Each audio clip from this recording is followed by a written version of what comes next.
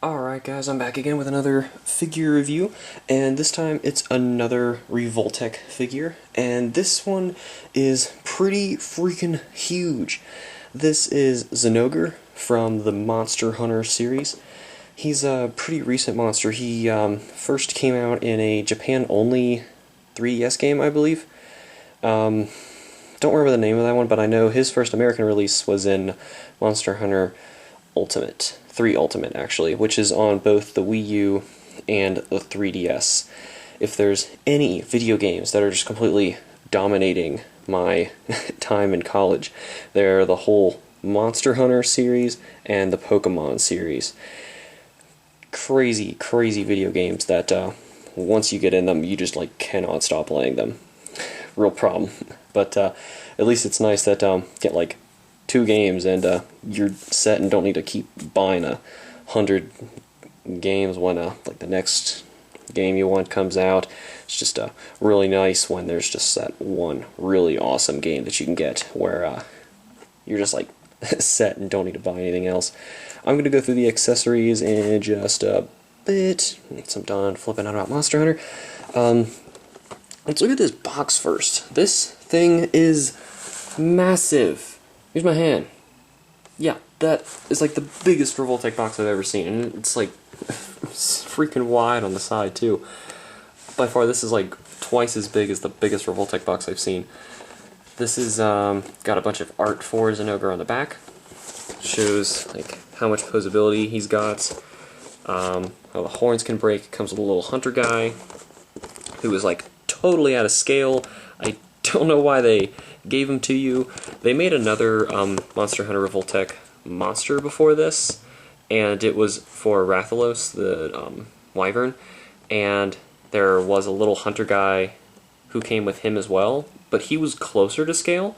I guess when they made him next, they were like, well, we should probably include another hunter guy, because what else do you put with a Zinogre? And he's the same size as the original from the Rathalos, but in scale to the monster now is totally wrong. So he's just there. I tend to pose him with other Monster Hunter figures I have that actually fit. Comes with a bunch of other awesome stuff. We'll get to that in a second. And here's the other side of the box. Bottom, more Japanese instructions, and then on top here, he's number 135. Since this box is so enormous, put that way in the back. Let's pull out some of these accessories. Oh, I'd like to point out before I get to that, I know for a fact that little orange box does come with this one. For the other Revoltechs, I just wasn't sure where I was getting these from, but this one, for a fact, I know comes in this set. It holds the little accessories, which, of all Revoltechs to get one, it shouldn't be this guy, because he seriously has just a couple parts. I'm going to look at this first, because that obviously can't fit in a little box. This is clear plastic electricity that would fit either on his back, as he's charging up electricity to kill you, or smashing his paw on the ground, something like that. It's pretty cool. Where'd this stuff go? Comes with these 2 pieces right here, which are broken horns. When you attack its head enough, you can actually damage the horns. So that's cool. You could swap out these horns for damaged ones. That's cool, but the only complaint I have with that is you cannot have a part that will sever his tail. Say the tail joint would pop off and then be replaced with the severed inner nub that you get in the game. So if you wanted a fully damaged Zinogre after a big fight, you can only break the horns for the figure. But it's not that big of a deal. It's just a very minor complaint. It's because for the Rathalos figure, the tail would sever, but the thing is there was no other damageable parts on him. Plus that tail would be enormous. Well, not the replacement part, because its tail is quite big. Anyway, here's the little hunter guy. I can see him. He's really detailed too. He's wearing a full Zinogre armor set, just like the the Revoltech of this exact guy they made. I think he has the Zinogre dual blades as a Revoltech as well. I know he's got the longsword. I'm not sure about the dual blades, but anyway, cool little guy. Now let's get on to the big and nasty man. Actually, before I do that, I want to show you just why this case doesn't really make sense with him, because as far as I remember, you can fit the horns in there easy, but then there's this guy who, like, just can't fit. There's just no way to get him in there, so he can't go in there. So now you have this whole box to hold the horns. Needless to say, I made him donate this box to another figure of mine so he can hold the parts. But let's get on to this guy here, who is just massive. This is such an awesome, awesome figure. Monster Hunter stuff in general just tends to be super detailed and well designed, really cool looking. Plus, if you play the game, you just get the full intimidation out of these creatures already. I'm gonna try and go from head to tail, kind of like I normally do with figures, and I'm going to show you his pulls ability. Now, first of all, we already saw his horns can be changed, and this one's kind of fallen out, so I'll just pop that out for you. See, it's got a little peg in it right there, and if you wanted the other horn, let me see, I think it's this one here, it would, actually I think that's the wrong one, yeah, that's the wrong one, need this one here, it would pop in just like that. So you'd have one broken horn, switch the other one, just so you can see what it looks like. That one is really chipped. Let's see, there you go. Zinogre after a meaty battle where he's clearly eaten the hunter or something. The mouth can move quite a bit. I'm going to have to show you this from the side, just how far it can go. Like all the way down there to completely closed. Now, it is not completely closed, but that's about as close as it'll get. So, with that opening and closing, there's also these little flaps on the side. These are not on joints, but they're on very thin pieces of rubber. I'd be kind of worried about them breaking, but they're on there like that so that if you open the mouth, you could adjust them so that they're not, they would allow you to open the mouth that far, and then when you close them you can readjust where they are. The head itself is on a double joint, I believe. Yes. If you can see, I can move it like this, move it back, so that back one can move up and down, and then the front one can move up and down. So if you combine those, you could do all of that on just this one area between this part of the neck, and you can already see I'm moving another part of his neck. There is this one blue scale that I find kind of weird because it lines up with those scales. It's meant to cover up the joint when he moves his head down like that, but if you're looking down, now you have this blue scale sticking up, and I kind of wish it would have had the ability to move back, but that's really being nitpicky, so I'm not going to complain about that. Next, we have this joint in here. It's a regular Revoltech joint, except it's... I don't really like this one. It's kind of unnecessary because of all the posability you get out of this up here. This part right here does allow you to turn his head, though, which would have been impossible before. So that's really cool. Mine, when I got him out of the box, I was looking at the back, let me just show you, and I was like, what the heck, how are you supposed to do all of this? My guy can't do that. And I actually had to watch some videos to see people adjusting this part here. Because when mine came out of the box, this was so stiff, I seriously had to force it. I had to like shove him onto the ground and like smack it one direction so it would finally move. But now that I did, it's very loose. Well, loose enough so that I can move it very easily, but not stiff enough to where I can't move it at all. So you'd be able to move that a whole lot, almost all the way down. And remember how far down that can already go. So that can move a ton. That goes all the way up there. For being like a huge bulky beast, they figured out a really great way to put all of his parts together. So that's really cool. Plus, no matter where you set this, it basically looks like he was molded like that. So really, really nice how much he can move at the neck.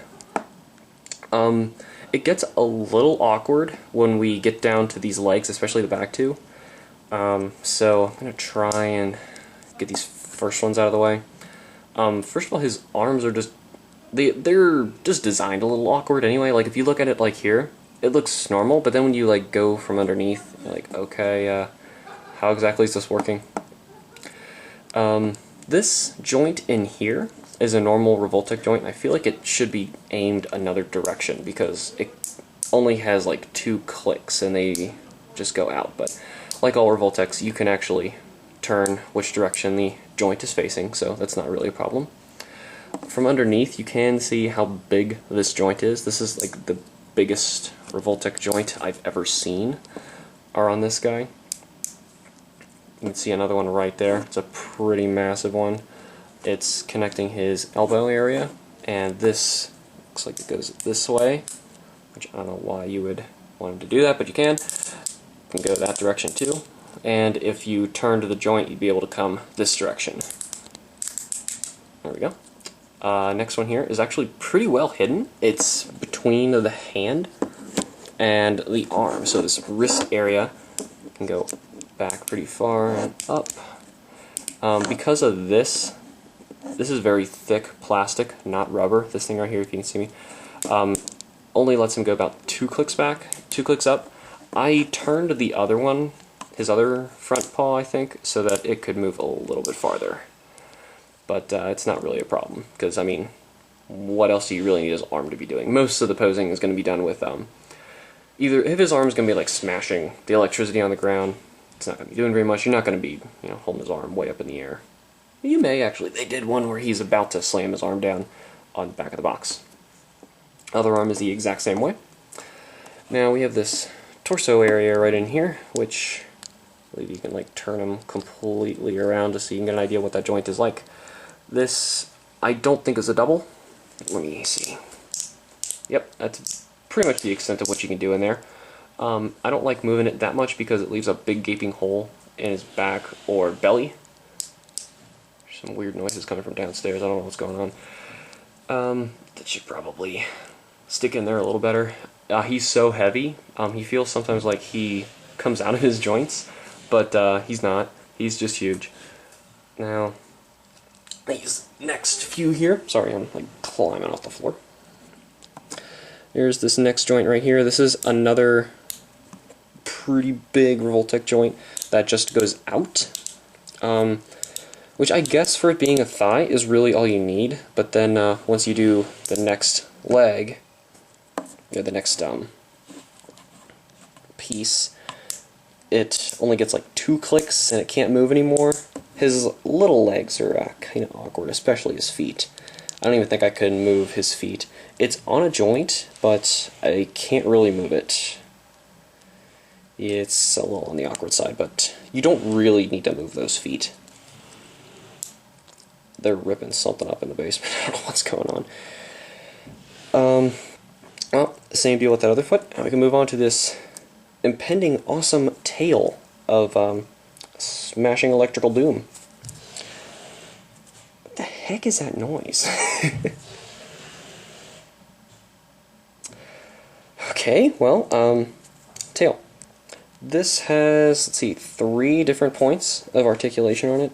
The first one can move about that much, so it's got about 1-2 clicks in it, and that's about it. But they're pretty big in terms of how far it's going to adjust the rest of the tail, and this one's really so that it smoothly moves into the back. This next one is the one that just moves so far. I can go from there, and then there's this rubber flap to cover up the joint, all the way to, I could probably push it farther, but I don't want to because it would look awkward. So That has a lot of posability on it. And I'd also like to point out like how detailed, if you can see like those spikes are, pretty thick. Just a giant hunk of very detailed painted plastic all over him. And it's not like it's in the way, like scratching me painful plastic like the Gurren Lagann thing was.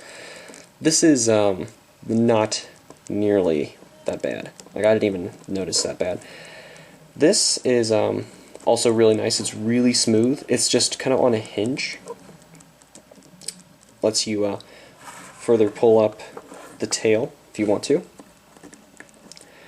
Alright, and that's pretty much it for Zinogre. So, what I'm going to do is take some extra photos, and we're going to get the final reviews and ratings on this guy, and that'll be it.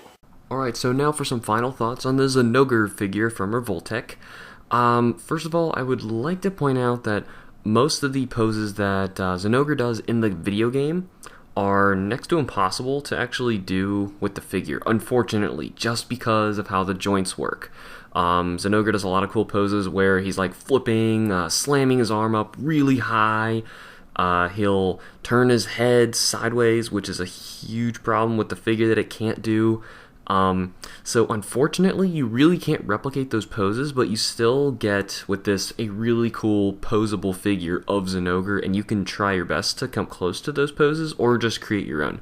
So, unfortunately, Zinogre is really in, he physically could not be made of the plastics and Revoltech's joints to really make a successful Zinogre figure, so it's kind of hard to complain about that. So I would still give him a 6 out of 10, just because I can't quite replicate those poses perfectly. It kind of bugs me, and it's really not that big of a deal, because Zinogre is still really awesome, and Monster Hunter is really fun, and I don't really care.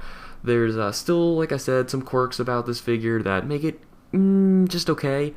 But if you're a big Monster Hunter fan and you love Zinogre, then it's totally worth it. I still really like him, and I say he's a good buy. So I see you guys in the next figure review.